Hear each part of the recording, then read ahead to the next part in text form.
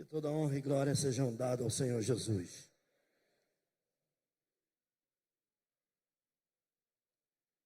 Eu louvo a Deus, irmãos. Hoje nós encerraremos essa celebração, mas não a celebração do coração.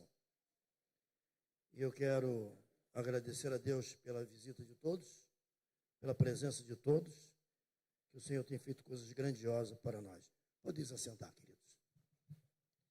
Obrigado pela recepção, mas todos nós sabemos que tudo isso pertence ao Senhor, que se manifesta em nós, e a honra e a glória dada ao nome dEle. Agradecemos o carinho e o respeito que todos têm, e sendo assim, com certeza, prosperaremos na plenitude do Espírito Santo. Uma dúvida, sumiu todo mundo aqui. Foi combinado a música com testemunho? Ou foi Jesuscidência? Porque eles entraram com a música africana, depois do testemunho da pastora Daniel na África. Vocês viram que a pastora veio dançando? Ah, sentiu o rebolado? Não, rebolado não. A ginga. Nós tivemos aí outra ocasião, outra viagem, fomos com um grupo de pastores para a África. E foi um pouco tenso, porque a Nigéria, né, ainda está, na época estava mais ainda, sob pressão dos Boko Haram. Semana depois sequestraram, não, naquela semana, haviam sequestrado acho que 60 jovens de uma comunidade. E todo o tempo lá nós éramos escoltados para um lado para o outro, por causa do perigo. Lá que nós vamos perceber isso. Mas todas as vezes que se falava na hora do ofertório, irmãos, eu pensei, será que isso é um decreto-lei da igreja? Porque ninguém vinha à frente do jeito que vocês vêm. Eu não sei se é expulso da igreja. Mas como é que nós... Você vem aqui andando e coloca a oferta. Nós não vimos ninguém fazer isso lá. Não a questão da oferta. Eles dão muita oferta. Isso é impressionante. A generosidade do povo africano. Por isso, talvez hoje a África seja o continente de maior avivamento no planeta. Mas eles vêm trazendo a oferta dançando. Tem uns que viram até cambalhota no corredor. E eu fiquei olhando aquilo. Mas eles vêm com muita alegria, irmão. E eles dançam. E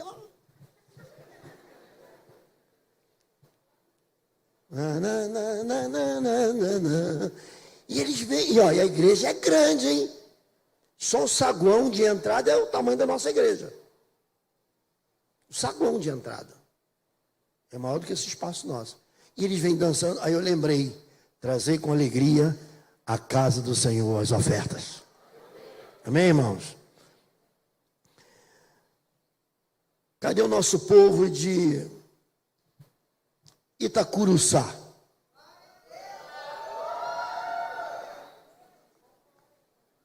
Seropédica, tem alguém?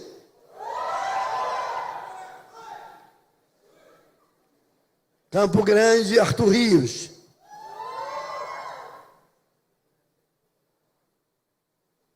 Pulei alguma? Ah, Coroa Grande. Agora, olha a vibração. Campinho. Fiquei sabendo que o pastor André deu R$50 para cada um.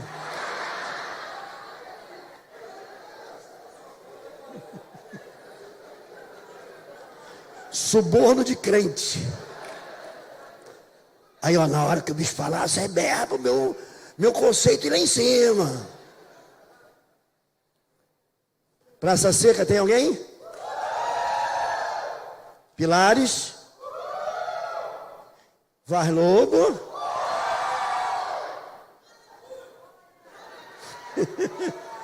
Vaz Lobo foi o único que saiu um aleluia forte. Pulei alguém? Chaperó. Chaperó estava tocando um sax de manhã aqui, bonito. Ajuda aí, gente, a idade complica. Pulei alguém? Recreio. O Elson ontem quase que foi para disciplina. Aí eu disse para ele, você ia numa disciplina tripla. Aí ele, por quê? Porque você toca na sede, você toca em seropédico, você toca em campo em recreio, é disciplina tripla. Mas que Deus levante outros rapazes e moças com essa disposição. Amém, irmãos? Chaperó, falei, não quero ficar de ninguém de fora. Guadalupe.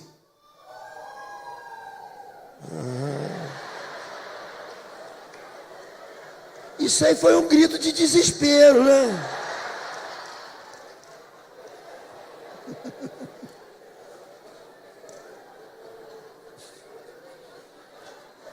Ajuda aí, Luiz. Esqueci de alguém? Não. Ah, tá. Temos a igreja de Cantagalo, que não está... Tem alguém de Cantagalo aqui? Não. Nem Friburgo, né? Muito distante, eles geralmente fazem lá em cima o evento deles. Orem pelo pastor Roberto. Você sabe que o pastor Roberto está firme e forte, mas é 85 anos. Hoje eu entrei de manhã no Zap, estava vendo o culto de domingo, estava aí lá, o velhinho firme. É uma alegria para mim ter meu pai ainda vivo e pastoreando uma das nossas igrejas. Pastor Levi também, se estiverem nos ouvindo, um abraço para todos os irmãos. Vamos dar um coletivo para Cantagalo e Friburgo, tá bom? Vou chegar na sede. Ou então vamos incluir a sede, vai. Agora, amém.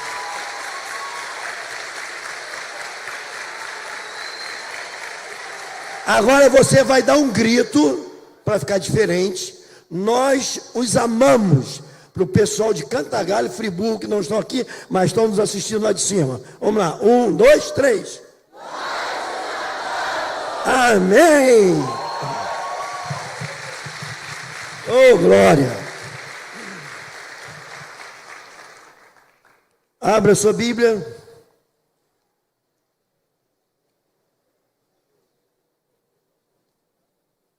Gênesis.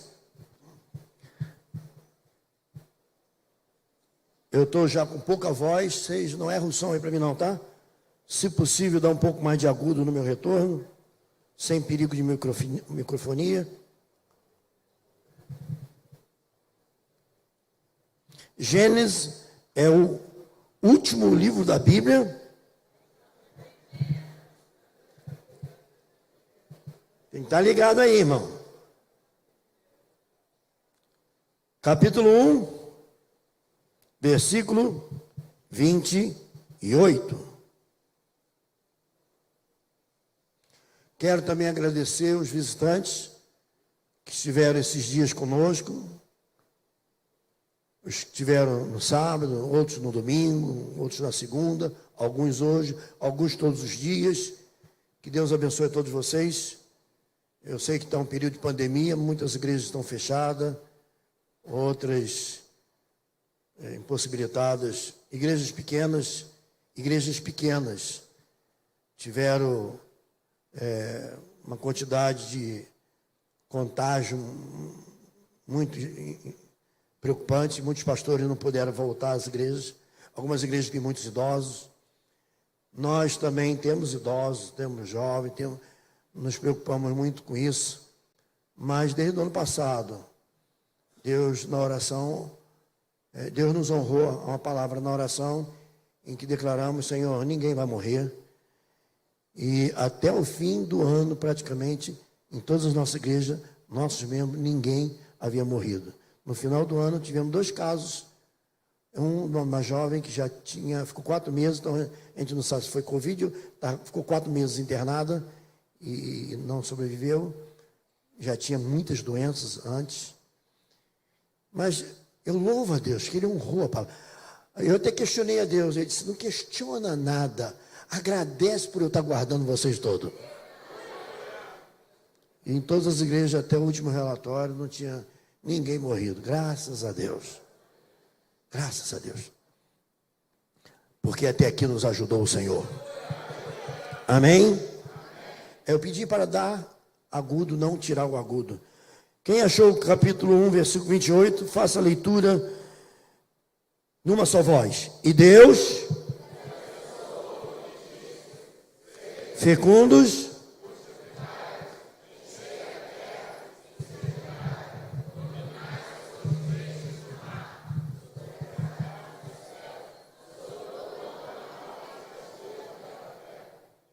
agora vamos ler a primeira parte até o dominai. Vamos lá. E Deus,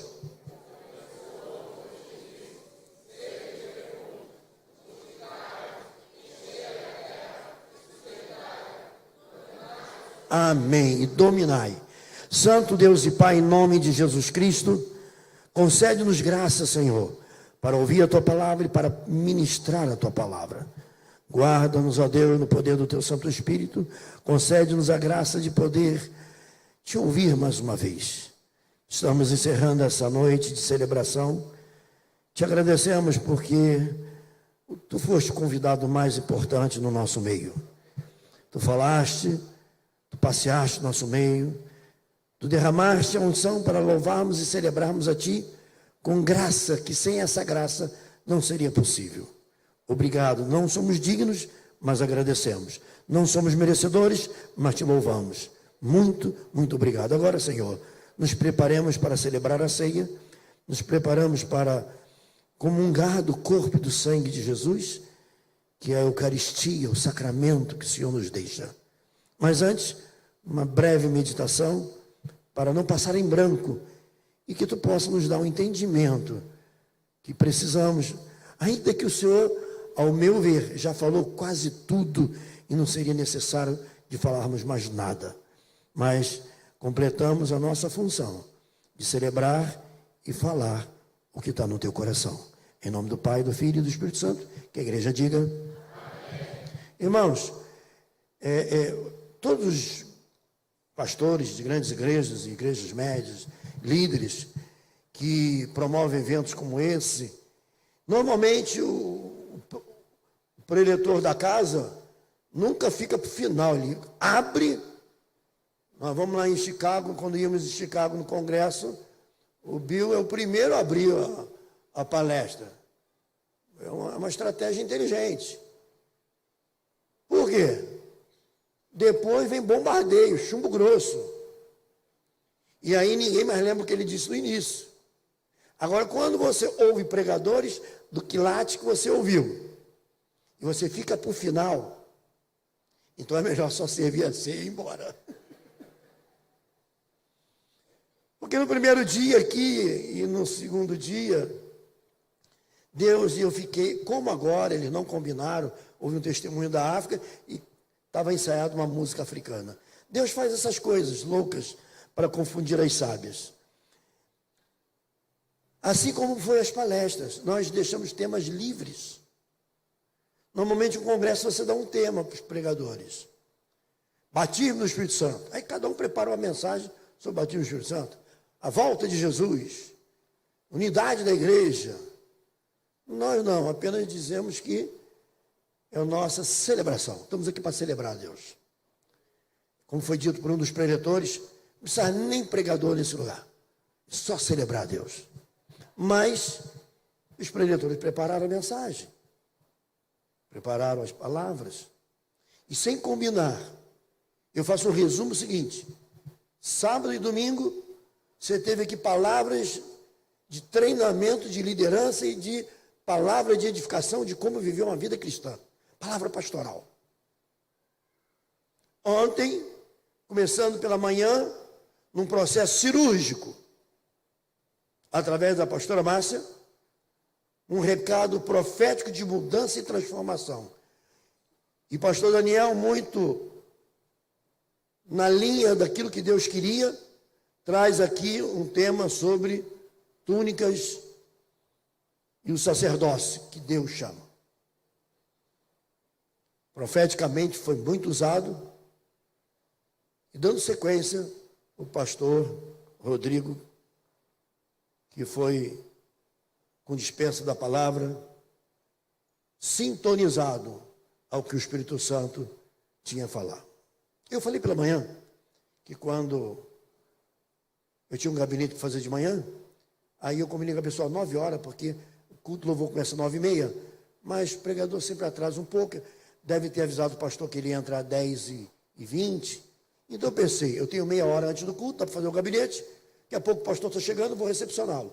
Só que na hora que eu estava chegando aqui, o pastor estava chegando, caramba, corri para fazer o gabinete, fui para a escolinha, não deu tempo, e falei para o pastor Kleber, pega alguns pastores aí e sejam hospitaleiros lá com o pastor Felipe, daqui a pouco eu estou lá. Mas demorou um pouco, quando eu fui já estava começando o culto, quando eu entrei na cantina, pastor, desculpa aí. E quando eu bati o olhar nele, eu disse, pastor, Deus sopra ventos favoráveis no seu ministério. E quem estava aqui de manhã ouviu o que eu havia compartilhado. E ele trouxe algumas palavras de edificação para nós. E o pastor Rodrigo mudou a mensagem da manhã, sem saber o que eu tinha falado para o pastor Modoc, e ministrou. Eu saí do canto, cheguei perto do pastor, peguei na mão dele, recebeu? Ele disse, recebo. Porque o que eu tinha profetizado lá na cafeteria, coisa de 2, 3 minutos. Pastor aqui foi na mesma onda. Portanto, irmãos, que Deus nos faça celebrar a ceia nesta noite de celebração. Que você possa sair daqui conectado. Eu sei que você está, mas mais ainda, porque Deus sempre tem algo novo para nós. Deus é um Deus que envia. Não se lance a fazer o que ele não mandou. Vou repetir. Deus é um Deus que envia. Então não se jogue a fazer o que ele não mandou. Depois quebra a cara e culpa a Deus porque que ele não fez o milagre. Você quer o milagre indo na direção do norte? Ele mandou você ir na direção do sul. Você não vai achar milagre na direção do norte. Você vai achar paredão e vai quebrar a cara. Faça o que Deus está mandando fazer. Não o que você ou coleguinha manda fazer. Vou repetir. Faça o que Deus está mandando fazer. E como aferir isso? Através dos seus pastores e profetas. Pastor Daniel disse aqui, e eu na hora eu me espantei quando ele disse assim, nós temos um sumo sacerdote, o bispo. Aí ele corrigiu, parece que ele leu meu pensamento. Não, na autoridade da igreja, e não no sacrifício. Amém. Porque a autoridade é implantada por Deus para o benefício da igreja. Temos muitos sacerdotes aqui. Alguns ordenados ao ministério pastoral e outros ordenados a membro eclesiástico, que é você. Você que aceitou Jesus, tem uma vida transformada, a Bíblia diz que você é sacerdócio santo. Diz a Escritura, sacerdote real, nação santa, propriedade exclusiva de Deus. Portanto, ele diz aqui, sede fecundo. E o que é ser fecundo? Talvez o primeiro mandamento depois de ter criado o homem e a mulher. Deus não disse outra coisa senão, sede fecundo, sede abundante, abençoado, frutífero, fértil. Antes de entrar, ou melhor, ao entrar agora à noite, uma irmã me parou ali e externou a alegria dela. Ela disse, estou tão feliz, a pastora está me atendendo, eu vou fazer gabinete com ela de 15 dias, e eu estou contente pela igreja, porque eu conheci vocês antes. E ela disse, eu sou de Araruama, e eu conheci vocês pela internet, me parece. E ela está hoje aqui conosco. As pessoas estão sendo alcançadas pela palavra de Deus. Aleluia. Sede fecundo, Ser fecundo é ter a capacidade de reproduzir. Multiplicai-vos, diz ele aqui. Multiplicai-vos. É um acréscimo. Multiplicar já fala por si próprio. É um aumento, é uma proliferação, é uma reprodução. E ele diz, enchei. Deus diz, sede fecundo, multiplicai-vos, enchei. Encher é abarroar, lotar, superlotar, acumular, entulhar, encher. A quarta palavra nesse versículo, do primeiro diálogo de Deus com Adão. Ele disse, sujeitai. Sujeitai é submeter. Ele não disse, sujeitai-vos. Ele diz, sujeitai a terra. Ele está dizendo, coloca a terra debaixo do teu comando, porque eu estou entregando na tua mão o comando. Então, multiplique, seja fecundo, multiplique, enche a terra e sujeite ela. Não é ela que vai te dar ordem, é você que vai dar ordem a ela. Faça ela se submeter ao seu comando, sua autoridade. Faça subjugar, disciplinar. Submeta a terra. Deus está dizendo, Adão, eu estou entregando tudo ao teu comando.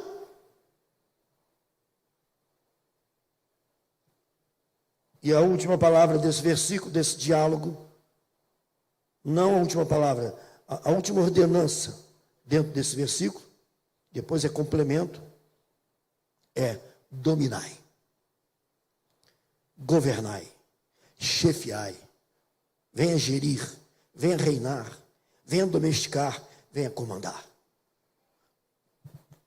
São 5 palavras diferentes, mas nas suas laterais elas se interligam. Ser fecundo, multiplicai, enchei, sujeitai e dominai. Essa é a ordem. Mas Adão perdeu esse comando. Porque no momento que ele peca, no momento que ele comete pecado, no momento que ele erra, no momento que ele se deixa desviar, Deus disse, Adão, está aqui, ó, a terra toda, os animais vão te obedecer. Se você fizer, as aves virão na sua mão. O leão virá rugir e vai ajoelhar aos seus pés. Porque eu entrego todo o planeta, tudo está sob o teu comando. Dominai, governai, enche. Só que chega um orelhudo feioso na hora que Adão está sozinho, porque na viração do dia Deus vinha estar com Adão. Há uma diferença de Deus estar conversando com você e há uma diferença de Deus estar com você. Deus está com você todo o tempo, em todo lugar, em toda hora. Mas falar com você só quando você se predispõe a falar com Ele. Porque Deus não é retardado de ficar falando sozinho. Mas quando o joelho se dobra e a boca fala e o coração se abre, o diálogo inicia e Deus responde. Aí é um diálogo. Então, na viração do dia, Deus estava. Fora a viração do dia, Deus estava de olho em tudo. Nessa hora, veio o feioso e diz, assim, assado. Você conhece o diálogo? Vamos pular o diálogo. E Adão, então, entre obedecer a Deus e a sugestão de Satanás, ele resolve obedecer a sugestão, a orientação de Satanás. Ora, a quem Deus entregou o comando de tudo? A Adão. Adão devia submissão a quem? A quem lhe entregou tudo. O momento que Deus entrega tudo e ele passa a se submeter a Satanás, então a vida de Adão e tudo que com ele estava passa para o domínio de Satanás. Só que Deus não entregou propriedade para Adão. Adão, a partir de agora, você é proprietário da terra. Não. Deus entregou autoridade. Multiplique, sede fecundo, enche a terra, sujeitai e dominai. Deu autoridade. Senão Satanás hoje era o proprietário da terra. Ele destrói a terra, mas não é proprietário dela. Ah, mas lá com Jesus, ele disse para Jesus: eis os reinos do mundo, tudo me pertence. Dobra e me adora, que eu te entrego os reinos. Os reinos não significa o planeta, significa o sistema de governo. A Babilônia, um sistema de governo. A Pérsia, um sistema de governo. Então, esse sistema de governo estava na mão de Satanás, tanto que ele ofereceu para Jesus. E por que estava na mão de Satanás? Porque lá no início, no Gênesis, Adão entregou para ele. Mas como que Adão entregou? Quando ele deixa de obedecer a Deus e passa a obedecer a Satanás. Porque a autoridade, ela tem um vínculo, uma ligação, um elo. E quando quebra a autoridade, você fica como um carro, é como um carro que quebra a direção.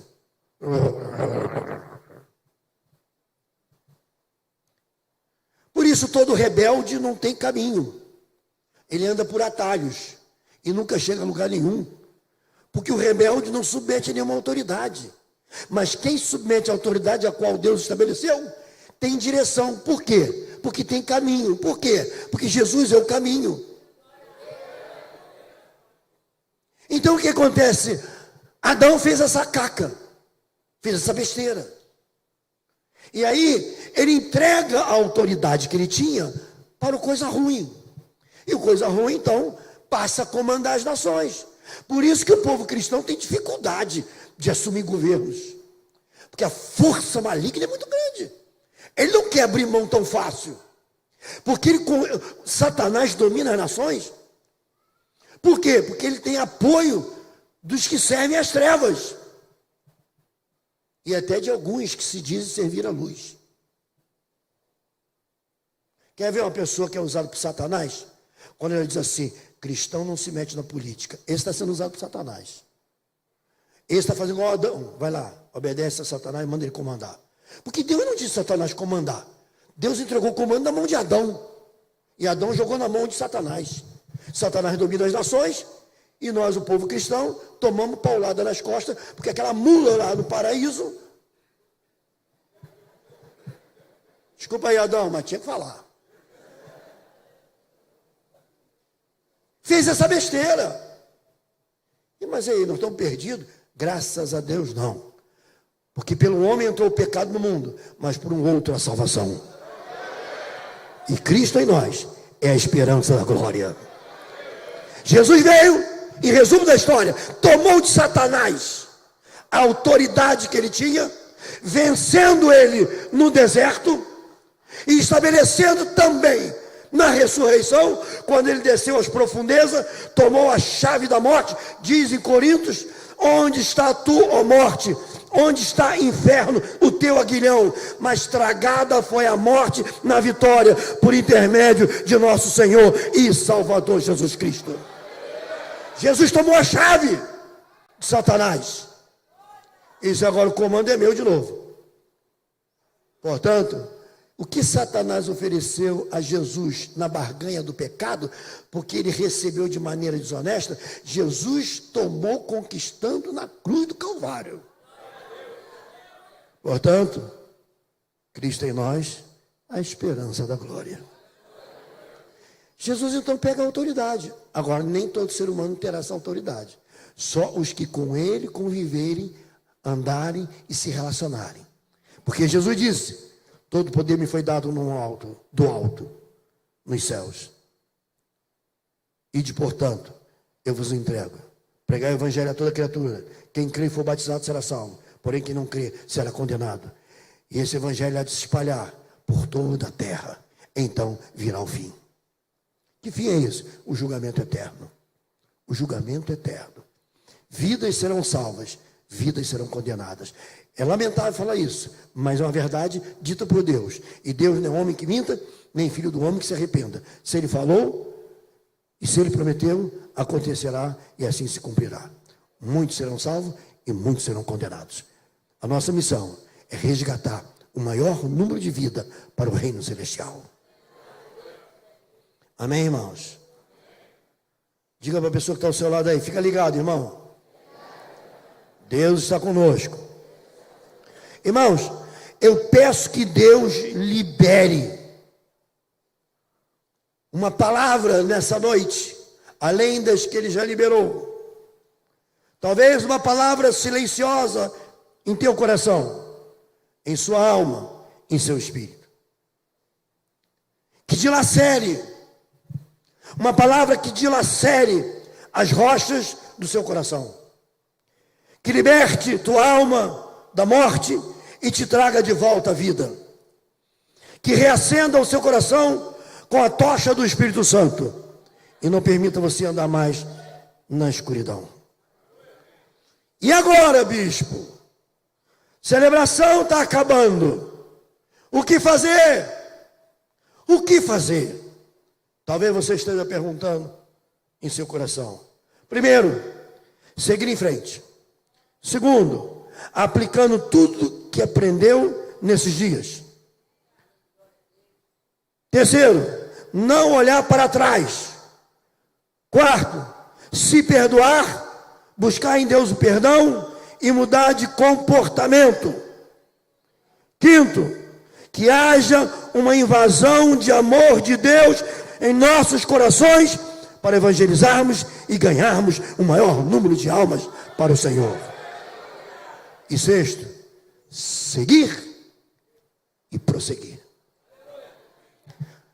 Diga para a pessoa que está ao seu lado: seguir e prosseguir. O que você espera de Deus? O que você espera de Deus? O que você espera de você, da sua vida?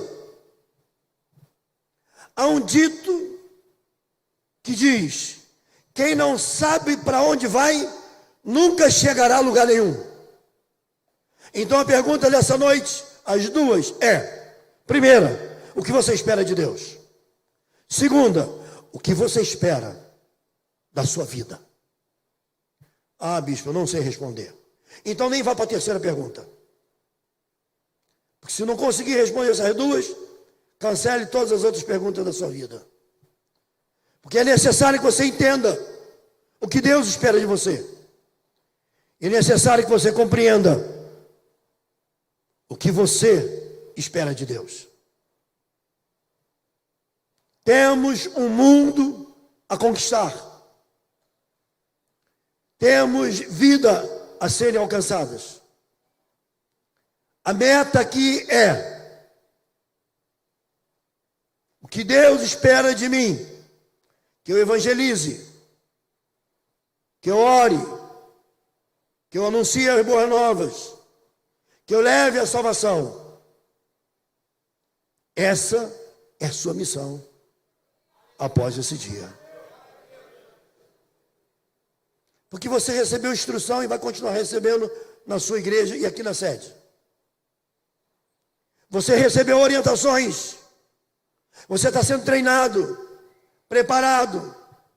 Você recebeu palavras proféticas de promessas e algumas de mais de 40 anos. E você desfruta daquilo que vem sobre nós. Você está aqui porque eu vim para aqui. E eu vim para aqui porque Deus me buscou e me alcançou. E plantou dentro de mim uma árvore frutífera. E eu tenho procurado mantê-la de acordo, adubando, tirando as folhas secas, quando não chove, jogando água, para que ela mantenha os seus frutos, até que o Senhor Jesus volte para nos resgatar. Portanto, é um ciclo. É um ciclo. Não se tira limão da laranjeira. Então, se somos laranjeira, você é laranja. Se somos macieira, você é maçã.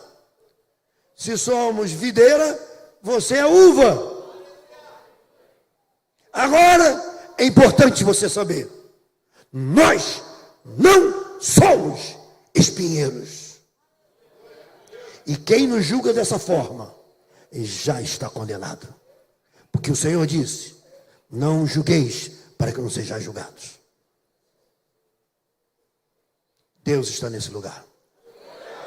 se manifestou nesse lugar. Continua se manifestando nesse lugar. E até a volta do Senhor Jesus vai se manifestar nesse lugar.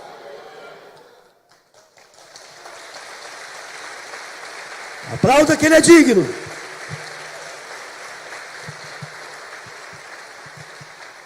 Roubando algumas frases que foram ditas aqui pelos pastores, pastor Daniel ontem de manhã disse assim, entre várias pérolas que foram lançadas, o manto humano gerado por Jacó gera ciúme.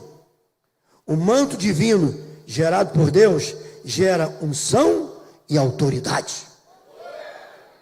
Pastor Moacir disse numa das suas frases, o teto dos nossos líderes será o piso dos que levarão o legado à frente. No sábado e no domingo foi muito falado sobre legado. Eu fiquei feliz por um lado e preocupado por outro. Esse negócio de legado, passar o bastão, e o martelo está para bater. Eu não estou gostando dessa conversa. Porque legado de Salomão inicia com a partida de Davi. E os pastores tudo contentes, o legado, o legado. Eu olhei para trás. E eles, glória a Deus, nós temos um legado. Eu disse, quero ver quem está mais feliz. Aquele ali. Está me gorando, né, seu infeliz? Doidinho para me ver a meio palmo. Eu disse, Senhor, esse papo de legado não está legal. Eu, hein? Vira essa boca para lá. Eu falei, Senhor, vamos fazer um acordo aqui. Que o legado seja compartilhado, mas que eu veja o futuro e contemple com eles o legado, Senhor.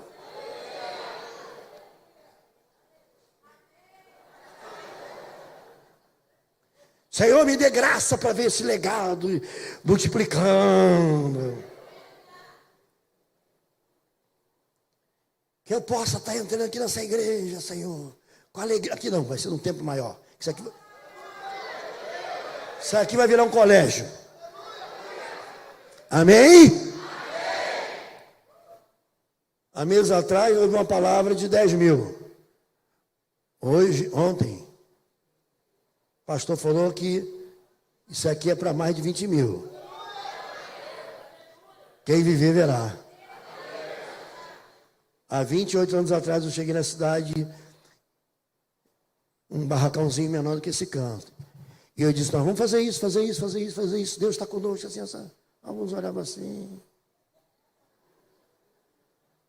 Teve um pastor que disse assim, coitadinho de sonhador, ele não conhece Itaguaí. E aí eu respondi com uma frase em todos os cultos. Hoje nós falamos que a nova vida é imparável. Naquela época era, quem viver, verá. Parei todo dia numa agência aqui perto, Itaguaí. Aí o irmão veio conversar comigo. E aí, bicho, como é que tá? Eu também. Não estão falando tanto mal do senhor como falavam, né? Ele é de outra igreja. Que franqueza.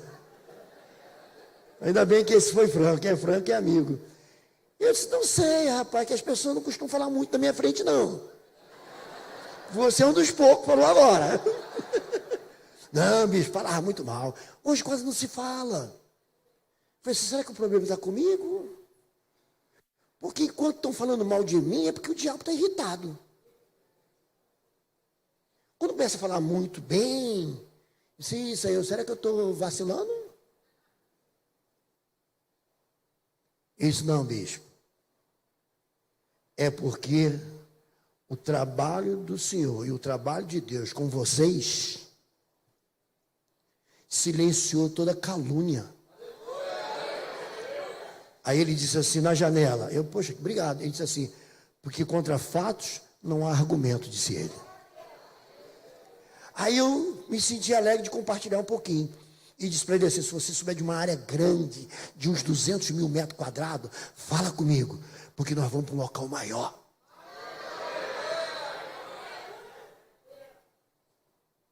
e contei um pouquinho para ele. Passaram-se os meses, encontrei com ele de novo. Ele, e aí, como é que está? Falei, tudo bem, mas e o negócio? Que negócio? Será que eu pedi alguma coisa a ele? Não sei. Ele, o projeto. Está de pé. Estamos orando a Deus para Deus mandar uma área dessa. Ele disse, vai acontecer. Ele falou para mim, vai acontecer, bispo. Vai acontecer. Porque se tem alguém nessa cidade para erguer um projeto desse, é o Senhor. Aí dentro de mim eu disse assim, não, eu não tenho capacidade. Mas o Deus que eu sirvo é capaz de fazer acontecer.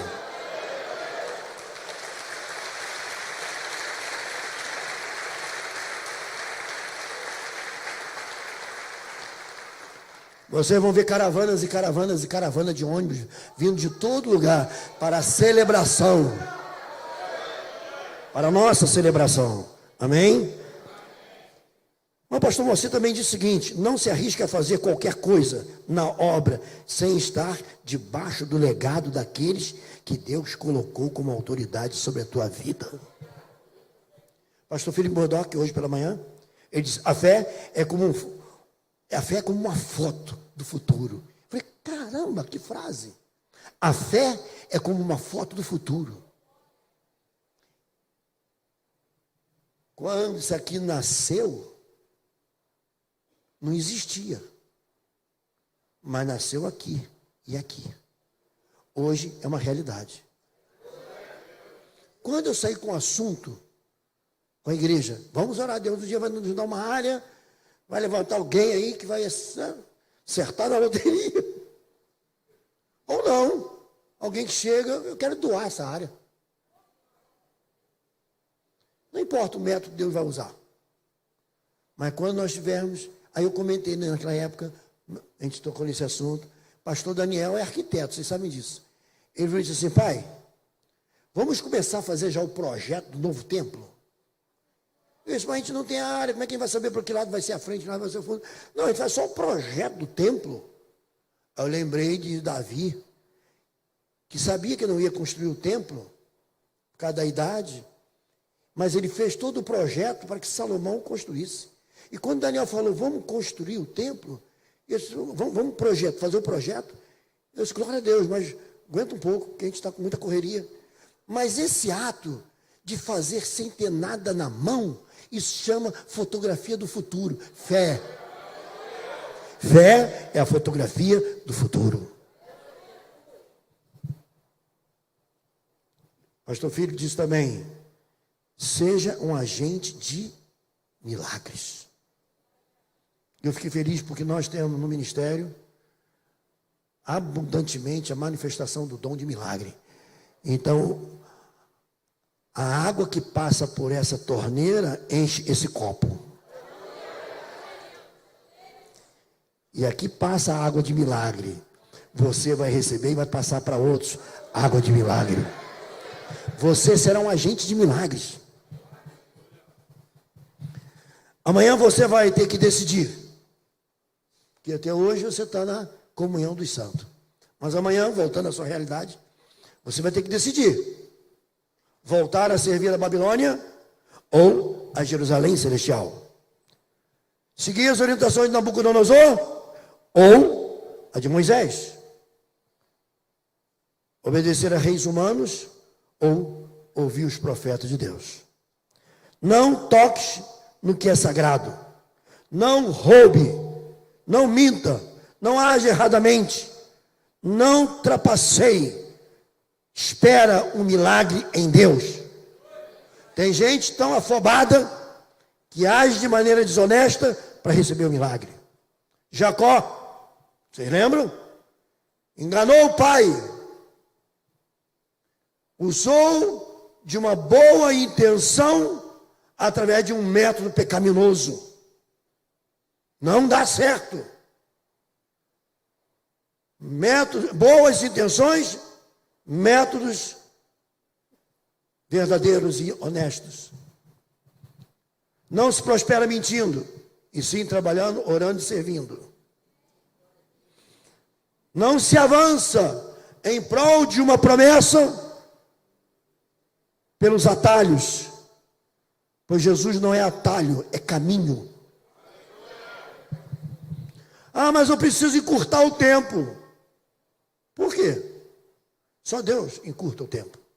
De manhã foi dito, ontem, eu recebi uma palavra, e Deus sabia o que eu estava pensando e conversando com Ele naquela hora. Aquele desabafo de pai para filho, ou de filho para pai. E naquele momento, o pastor veio até aqui e disse: bispo, o que era para ser em 10 anos, vai ser em 1. Eu disse: Senhor, vai ficar dedurando a nossa conversa?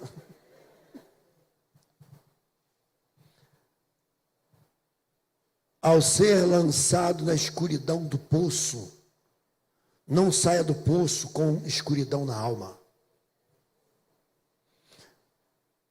Não carregue traumas adquiridos na escuridão do poço do passado. Livre-se deles. Porque o Espírito Santo está aqui para te ajudar a se libertar completamente. Lançaram José no poço, você conhece a história. Venderam como escravo, caluniado por uma mulher adúltera, aprisionado inocentemente, esquecido por todos, mas Deus era com José e não se esqueceu dele. Porque o tempo da promessa é demorado, não muda o caráter de quem prometeu. Quer que eu repita? Se o tempo da promessa é demorado, não muda o caráter de quem prometeu. Porque aquele que prometeu é fiel e justo para fazer cumprir as suas promessas em nossas vidas.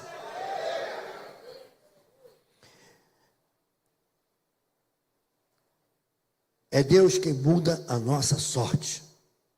E mais, 4º ponto. Eis que vos darei a unção de multiplicação. Eu não sei o que você faz na vida, mas eu sei o que Deus diz para a sua vida. Eis que darei a unção da multiplicação. Eis que vos encherei e os vossos celeiros transbordarão. Multiplicarei onde fores. Não vos desvieis por causa das coisas terrenas. A autoridade de Deus é manifestada em quem Ele chama para exercê-la. E se Ele está te chamando, fica tranquilo, você vai exercer. Tenha paz, cumprirá-se em tua vida tudo que Ele disse. Mas, bicho, tá bom, o senhor falou, e daí amanhã em diante, como é que fica? Sei lá. Mais de 1000 pessoas, como é que eu vou saber sobre a vida de cada um? Mas eu posso te dizer o que Deus manda dizer. Metas a partir dessa celebração. Metas, metas, metas, metas, metas. Estabeleça metas. Ah, eu faço bordado. Estabelece quais bordado. Como será o bordado? Para quem será o bordado? Qual o preço? Como baratear o custo? Como fazê-lo ser divulgado? Não, eu estou querendo entrar no rumo da geleias. Eu faço geleias de morango, geleia de pêssego. Já tem um cliente aqui, ó. É só não botar açúcar. Faz diet. Porque com açúcar, dói-te. Metas, metas. Agora as metas precisam de um procedimento de foco. É geleia? É geleia. Ah, mas pensei também em fazer bordado. Você vai borrar o bordado todo com a geleia. Metas. Acima de tudo, meta de ganhar almas e evangelizar. Bispo, estou falando mundo espiritual, meu chamado, meu ministério. Vai acontecer coisas que você não imagina. Esse ano.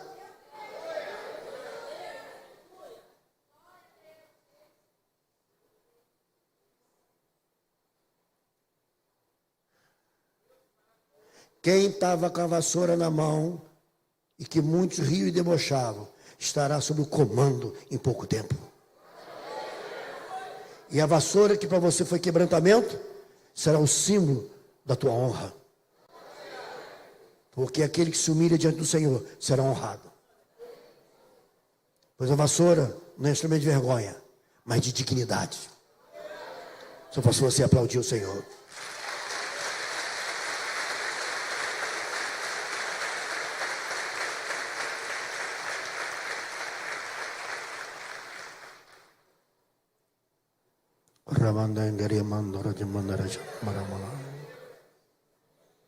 O Senhor vai distribuir ministérios. O Senhor já está distribuindo ministérios. Essa árvore tem promessa de ser frondosa. Os galhos se romperão para todos os lados. E você é um desses ramos. Fica firme. Pois quando te envergado o peso, será peso não de tribulação. Será o peso dos frutos que você produzirá.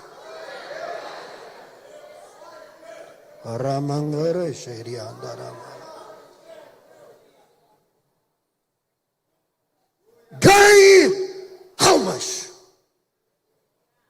Deus está dizendo: hoje você receberá talentos, dons, mas hoje há uma ordem do trono. O que fazer daqui em diante? Ganhar almas, ganhar almas, ganhar almas. Eu vou encher o teu celeiro.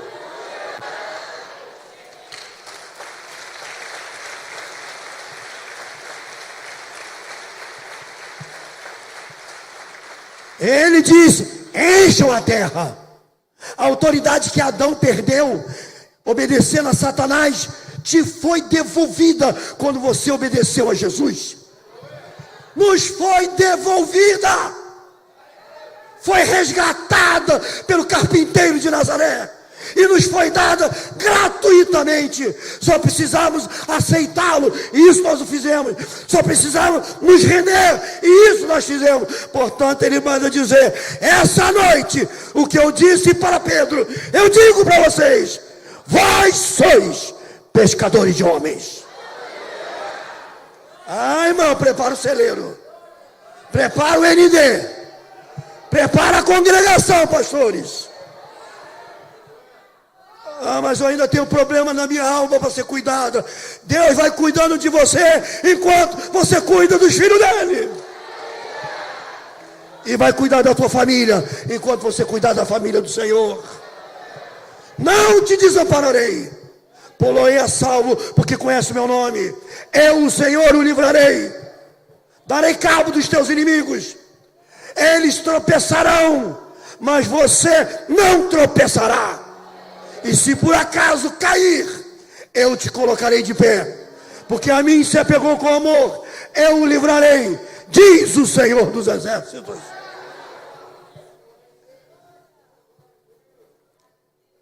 Josué disse: está aí, ó, conquistamos.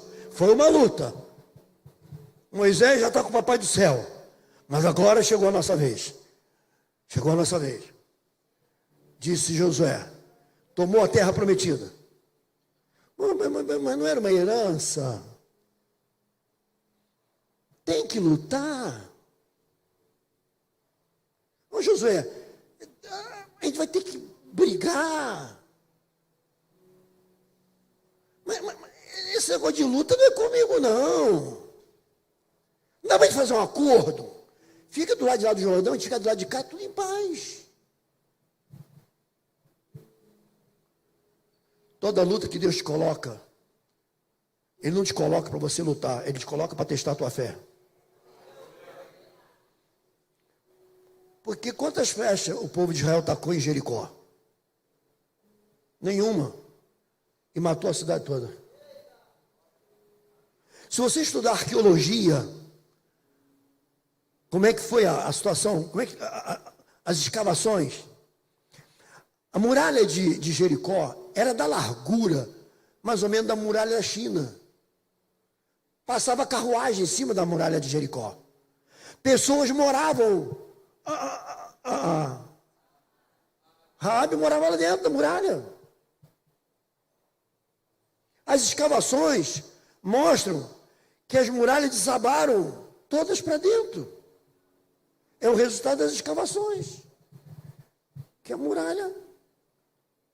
Alguns teólogos estudiosos dizem que pode ter havido um terremoto. Irmãos, terremoto faz isso com a terra, ó. Trinca as paredes, desaba tudo. Mas não cai tudo para dentro. Porque era uma cidade. Vamos botar circular.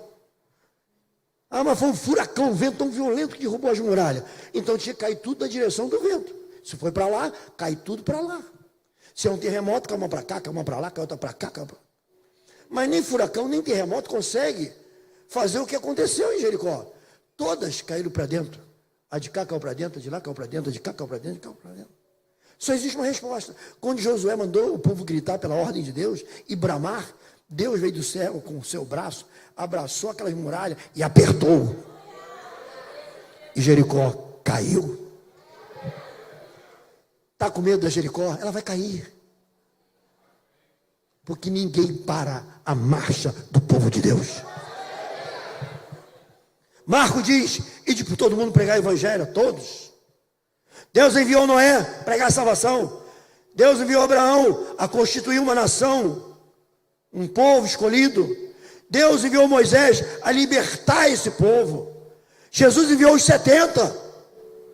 O que vamos fazer depois da celebração? O Senhor Deus dos exércitos está te enviando as almas perdidas, e Ele te ungirá, te capacitará, te dará poder de milagre, de cura, de maravilha, para que eles acreditem e não resistam à palavra, e eles te procurarão e dirão, fala para mim do teu Deus.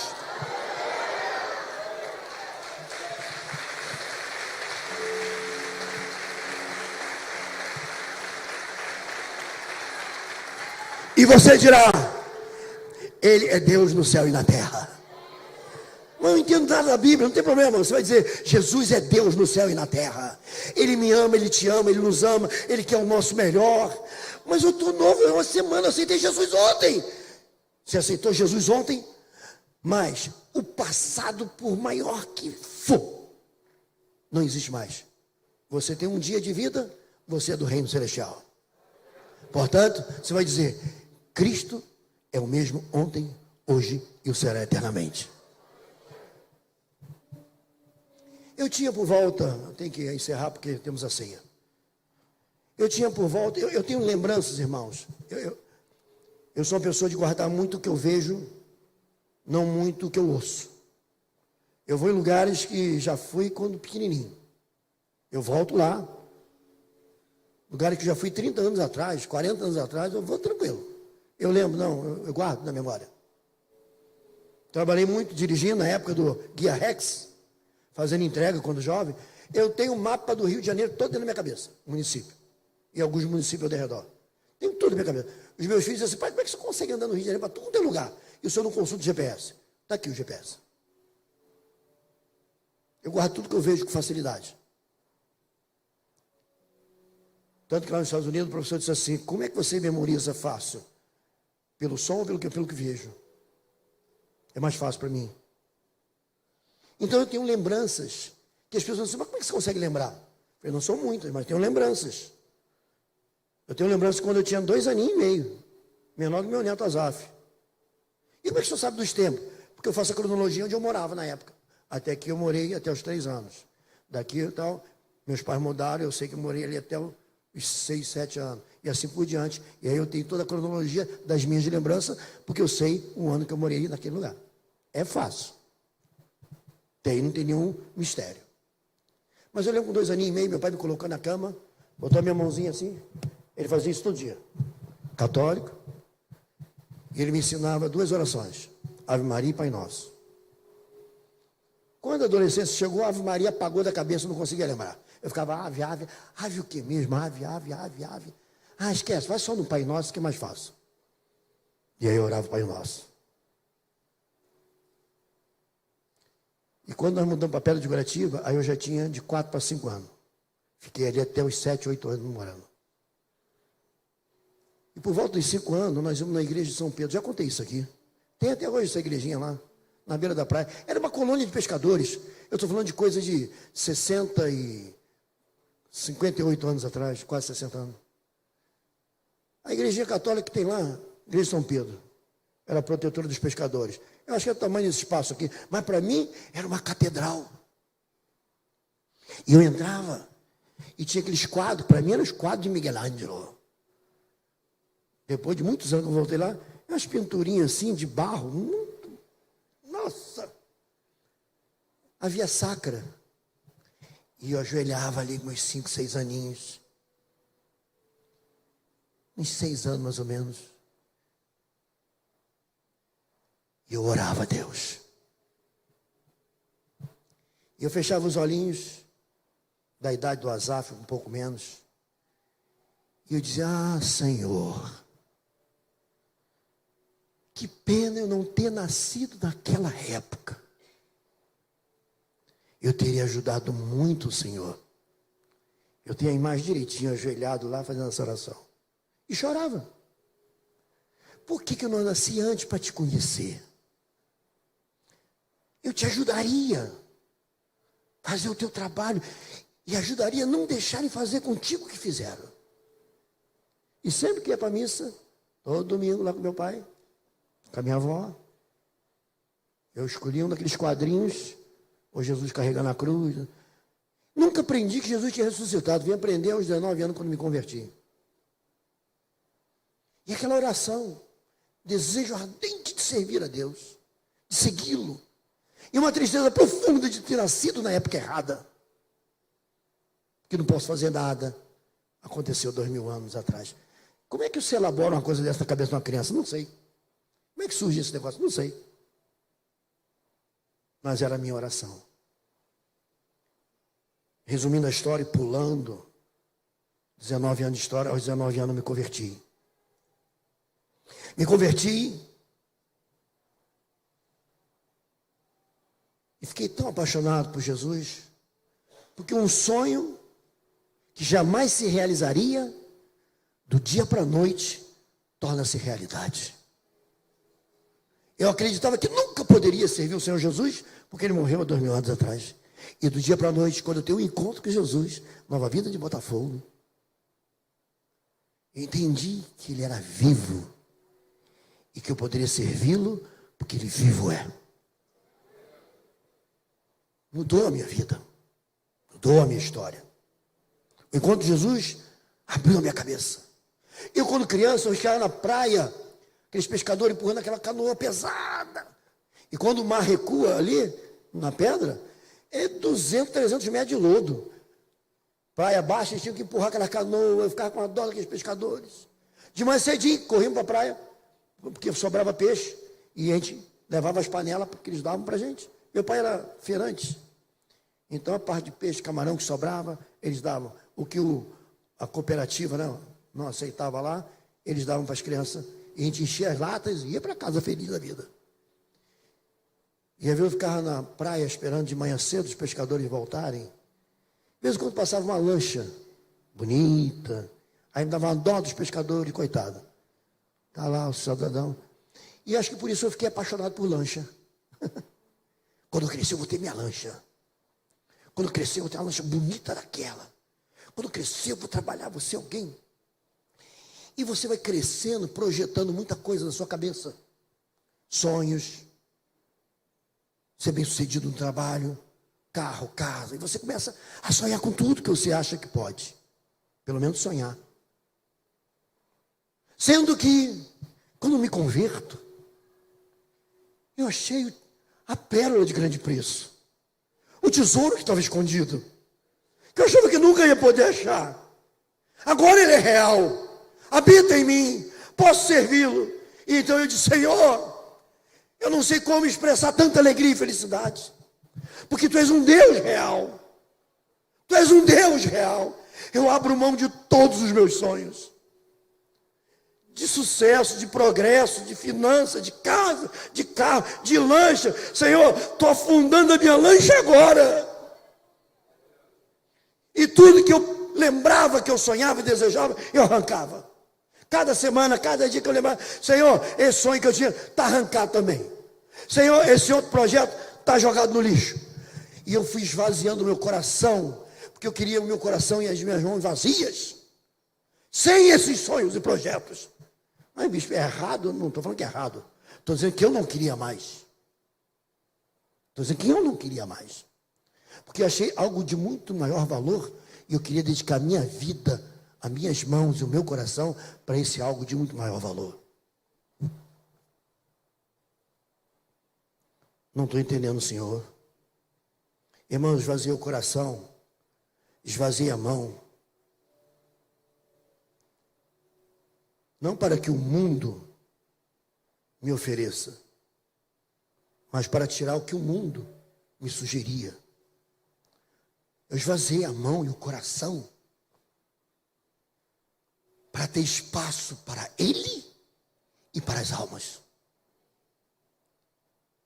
Quanto mais eu esvaziava, quanto menos coisas eu queria, mais tempo para Ele eu teria e mais almas eu alcançaria. E ao longo desses 63 anos de idade, a minha oração tem sido: Senhor, dai-me almas, Senhor. Dai-me almas. Você sabia que tem mães chorando pelos seus filhos que se foram? E ninguém falou do evangelho para eles.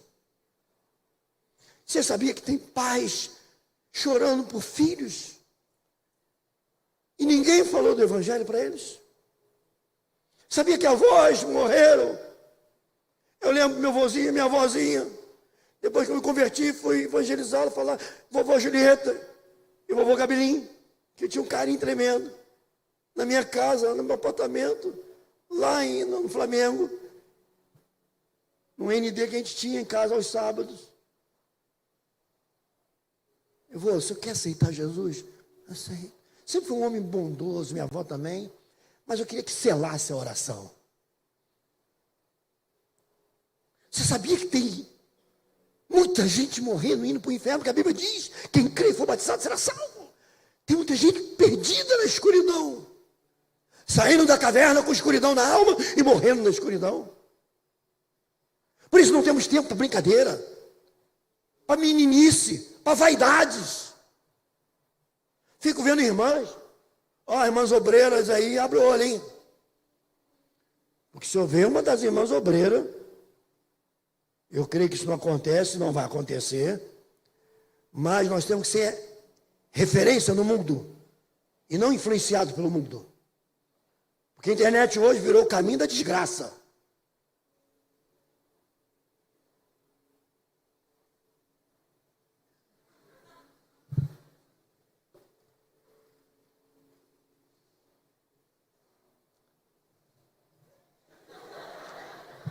A perna tem que ficar assim.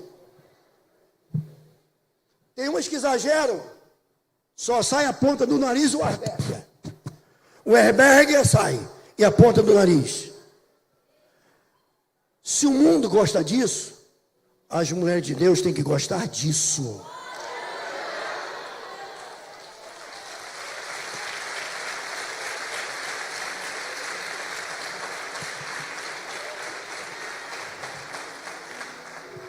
Por que eu me esvaziei de tudo? Eu queria espaço para mais almas, mais vidas.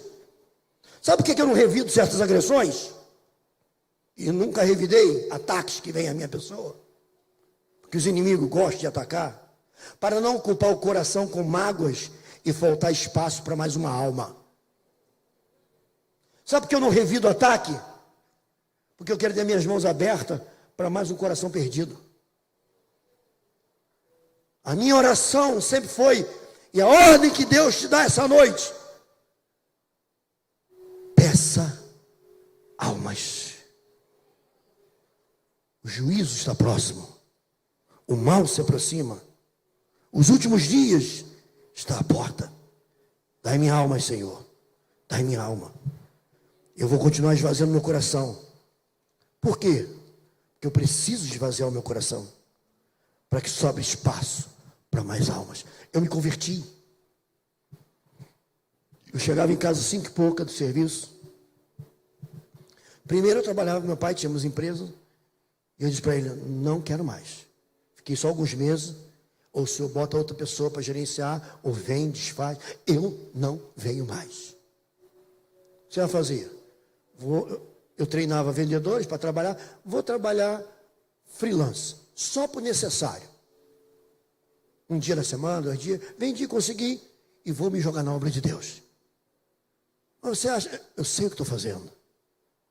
Eu preciso alcançar almas. Tem gente indo para o inferno por minha culpa, porque eu fui negligente e a eles dizer, Jesus te ama e Ele pode te libertar. Eu ia para casa, dobrava meu joelho, eu virava à noite orando. Começava pela família, começava pela minha mãe, que meu pai era convertido, ele que nos levou. Orava pela minha mãe, que era revoltada. Meus irmãos menores, que eram todos menores, só tinha um mais velho acima de mim, que já estava indo na igreja. Orar pelas minhas tias, meus tios, meus primos, minhas primas. Mas não é orar um dia não, irmão, é sequencial, meses e anos. Orava pelos meus vizinhos, o da frente, o de trás, o da vila, que era ao lado da casa, meus colegas de bagunça, de futebol. Cada um deles, cada um deles, cada um deles, cada um deles, cada um deles. E eu dizia, Senhor, me dá almas, me dá almas. Meus amigos não podem ir para o inferno, minha família não pode ir para o inferno. Aí começou. E aí, Ronaldo, sabia que a fulana aqui do lado da casa virou crente? Falei, glória a Deus. Sabia que o fulano de tal virou crente? Meu tio Pinguço, vida toda cachaceira. Morando em Realengo, no Barata. Saiu bêbado, sentou na escada de uma igreja. E todo dia orava, ano após ano. Sentou na porta da igreja, encachaçado. Olhou para dentro da igreja, cheio de coró na cabeça. Levantou, foi em casa, tomou um banho, se arrumou, entrou na igreja e aceitou Jesus. Se tornou um seminarista, pastor, hoje está na glória com Jesus. Minha família foi se convertendo um atrás do outro. Minhas tias, minhas primas, meus primos, os filhos deles, meus amigos, até aqueles que eu não via há uns 10 anos, encontrei com um amigo. Rapaz, olha, um amigo que não havia se convertido, e disse, rapaz, fulano é crente também, igual você, Ronaldo.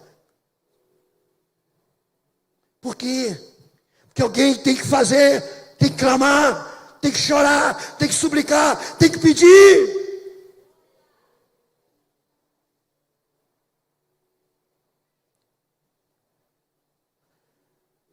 Eu me converti, irmãos. Entrei num processo de oração, de consagração, de dedicação em fazer a obra de Deus.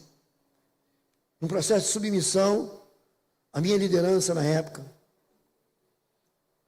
E hoje, eu me alegro. A minha mãe, pior do que minha mãe, só minha sogra. 20 vezes pior. Estou falando isso que é para não entristecer a pastora, que é 100 vezes pior. Minha mãe se converteu. Viajei, quando voltei, meu irmão sabe, não. Mamãe se converteu. E era assim, eu orava e dizia, Senhor, se eu falar do evangelho, ela me xinga, taca as coisas. Bota os amigos dela para se converterem. Ela chegava, sabe de fulano, Ronaldo? Sei. Meu amigo de muitos anos, agora é crente também.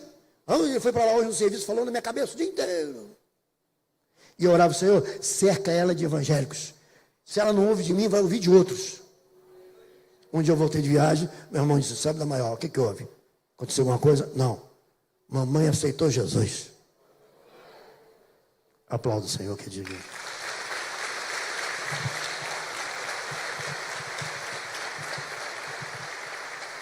Você tem que sair daqui com paixão no coração.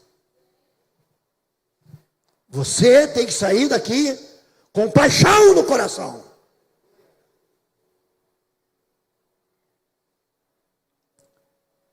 Quando nós estávamos lá na África, num grupo de 40 pastores, um lugar meio tenebroso,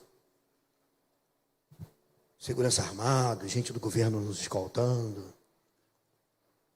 Um dos pastores virou para mim e disse assim: Pastor Ronaldo, bispo, ele falou: bispo, você é sempre sorridente, né? Aí eu dei um sorriso: não sei.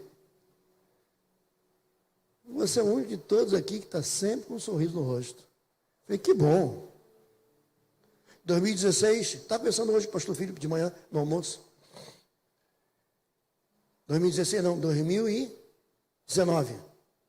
Ele me convidou para ir para aquele congresso em Baton Rouge, Estados Unidos, Louisiana. E após uma palestra, estavam conversando, eu, o pastor, ele, mais um americano. E ele disse assim: o bispo está sempre com um sorriso no rosto. Eu nem sei porque ele falou isso. Isso você sempre transmite uma alegria. Hoje ali no almoço, ele virou e disse assim: eu gosto de estar com vocês. Você sempre tem um sorriso, está sempre feliz. Me faz bem estar com vocês, me faz bem. Eu fico feliz por isso. Que as pessoas conseguem enxergar em mim um sorriso. Porque, na verdade, tem mais lágrima do que sorriso. Porque ainda tem muitas almas a serem salvas. Faça a sua parte. A Bíblia diz: aquele que morre em Cristo está na glória. Está na glória. Então faça a sua parte. Porque se amanhã você receber uma triste notícia, você vai lembrar: não, eu não perdi. Não perdi meu pai. Não perdi minha mãe. Se amanhã você receber uma triste notícia, você não vai dizer: não, eu não perdi meu amigo. Você vai dizer: até breve. Porque ele morreu com Jesus, porque eu falei de Jesus para ele. Até breve nós nos encontraremos lá. Porque a Bíblia diz que os santos se reunirão na presença do Senhor. Então que você traga a lembrança, ou que você sinta a saudade, mas a saudade de quem foi redimido. Porque de quem não foi, é dor de tristeza. É dor de tristeza. Portanto, eu acredito mais lágrimas pelas almas do que sorrisos de alegria. E eu quero que você, nesse silêncio que você está, você assista um vídeo simples. Talvez eu tenha visto na internet, em algum lugar. Para que você reflita entre a vida e a vida de quem perde a vida. Que você medite: o bispo está exagerando ou devemos correr para evangelizar? O bispo está blefando ou Deus está falando por intermédio dele? Então, se tivermos que sentir a dor da separação, que sintamos essa dor, mas com a certeza de que voltaremos a nos encontrar. Se não, irmãos, não terá valido a pena. Apague a luz, por favor, pastor Kleber.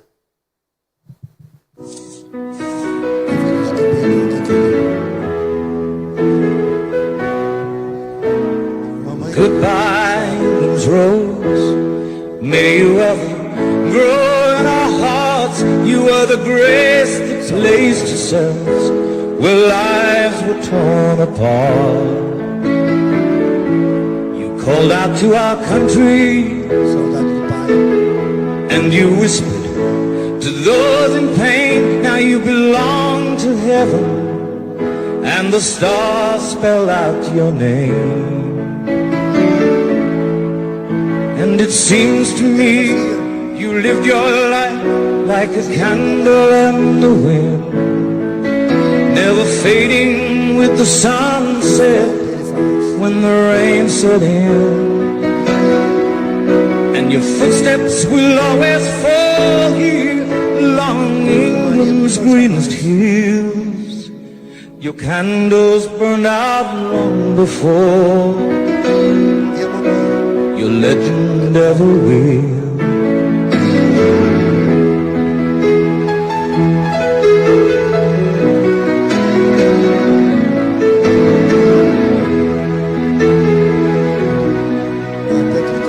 Loneliness we've lost, those empty days without your smile, the this torch will